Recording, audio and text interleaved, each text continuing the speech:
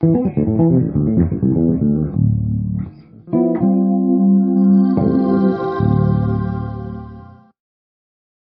first starting out, it's important to understand how to start making some music right from the very beginning. We accomplish this by using our creativity when practicing even the most basic exercises. What so many beginning students do is fail to make the connection between the exercises they practice and the music they want to play.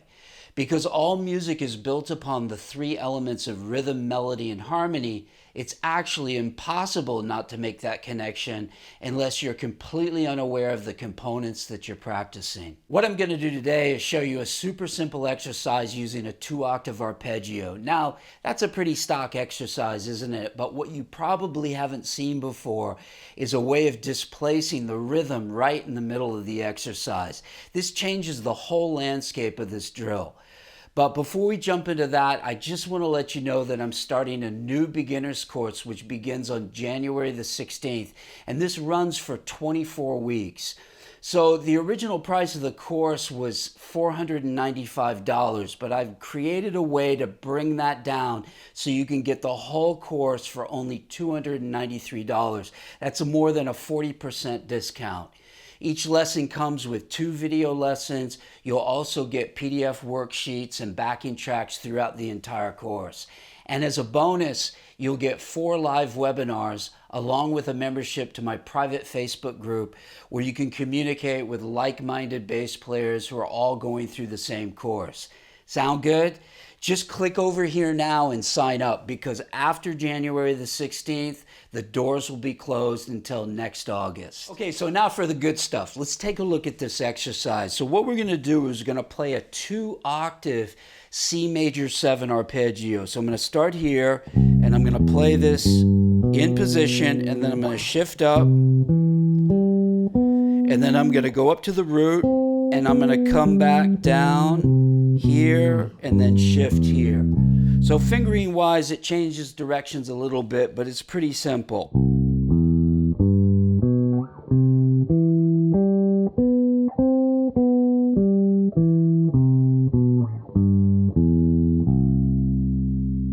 A little faster.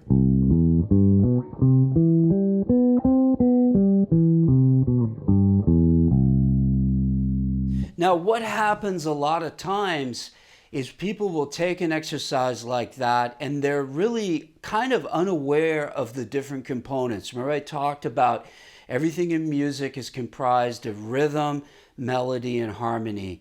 And a lot of the times when folks are practicing, they kind of forget. Maybe it's because they're concentrating too much, or they're too aware of all the different mechanics that they're trying to put together. But they often lose sight of those 3 things, and that's where you're going to fail to make the connection to anything musical. So you've got to be open to this in your practice. You've got to be really aware of what's going on.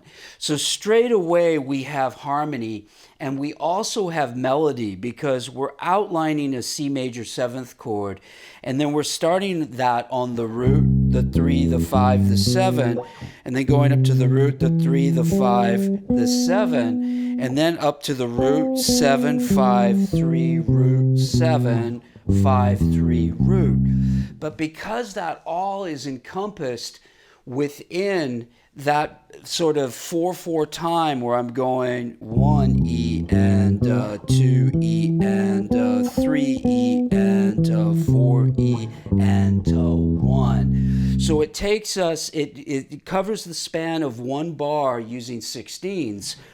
And a lot of times people just think very much like, okay, this drill works in this box, so this is the way I'm going to look at it, and then they're not really paying attention to how that relates musically.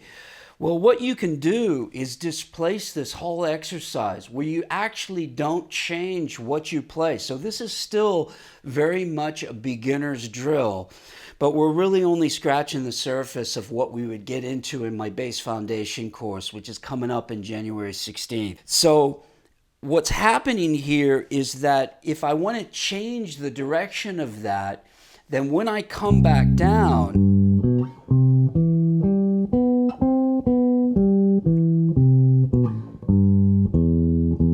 I just play the repeated note on the E, which is the third, and then from there play this up, the same notes.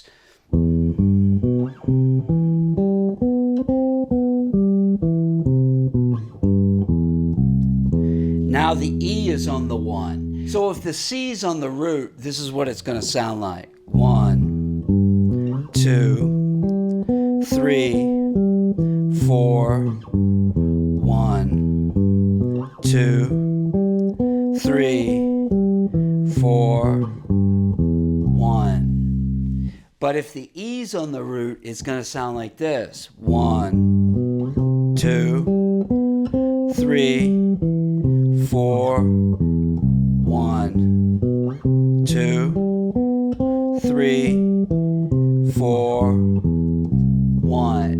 Now what this does is this makes you hyper aware about the rhythm and also the harmony, because I'm outlining the C major 7 chord, but also now I'm completely changing the reference and the contour of the melody. So this is super cool because it ties in all these elements. So if we put this in context now, this is what we're going to have. 1, 2, 3, 4, 1, 2, 3, 4, 1, 2, 3, 4, 1, 2, 3, 4, 1, 2, 3, 4, 1. And that puts the C back on the 1.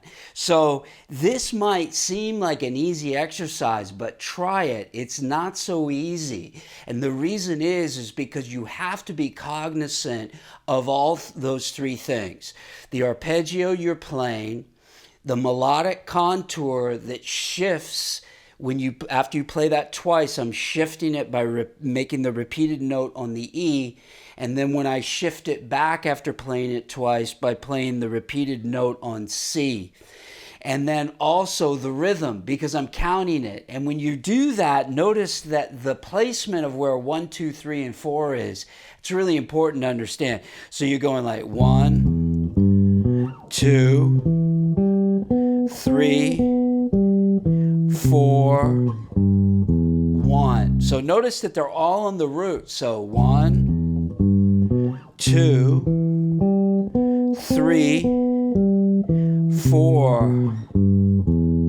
Do you see? But when I go to change it, I'm going 1, 2, 3, 4, 1. So I've got it on the E, E, B, B, and then I'm back to the beginning of it.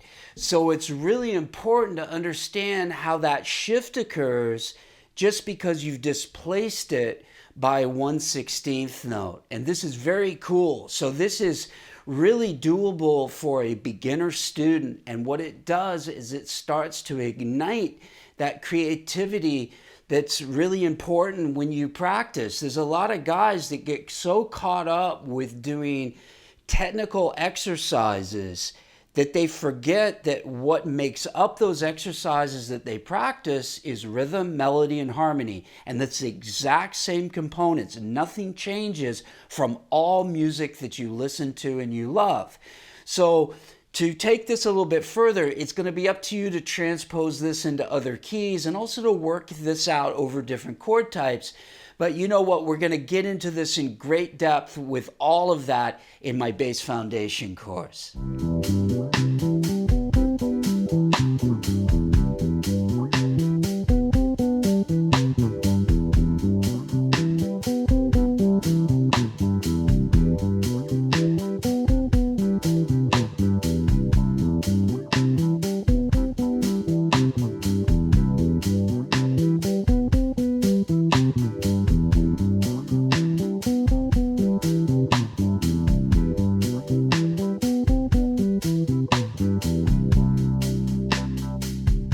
What I love about this concept is that it creates a great dynamic in your practicing, which forces you to start making the connection between the rhythm, melody, and harmony.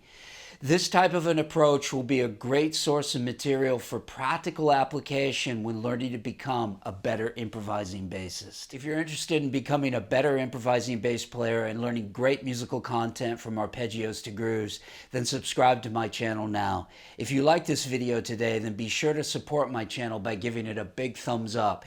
And if you really like this video, then please check out my books, my membership website, and my Skype lessons. Until next time, practice smart, work hard, and play creatively.